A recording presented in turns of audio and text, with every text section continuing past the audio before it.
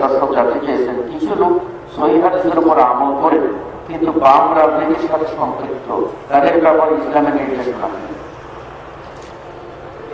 বাম রাজনীতি কথাটা অনেক ব্যাপক, কিন্তু কোন শিরক মিশ্রিত মতবাদের সাথে যদি কেউ লিপ্ত থাকেন অথবা কুফরি কোনো মতবাদের সাথে লিপ্ত থাকেন, তো অবশ্যই তাকে তওবা করে নিতে হবে, অবশ্যই তাকে কি করতে হবে, তওবা করে নিতে হবে।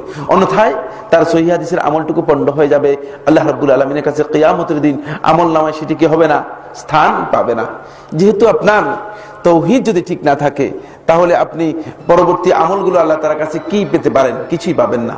এই জন্য আগে যদি কোনো ভাইয়ের এই বিষয়ে স্পষ্ট জ্ঞান না থাকে, তিনি সহিহ আকীদার যে সমস্ত আলেমরা আছে তাদের সাথে বসে এই বিষয়গুলো জেনে তিনি তওবা করে নেবেন, কারণ তওবা করে নিলেই তার পথটা সুগম হয়ে যাবে। আলহামদুলিল্লাহ, আখিরাতের নাজাতের প্রয়োজন নেই এমন মানুষ দুনিয়াতে কেউ নেই, তাই তওবা করে ফিরে আসুন, এটি সবচেয়ে উত্তম পথ।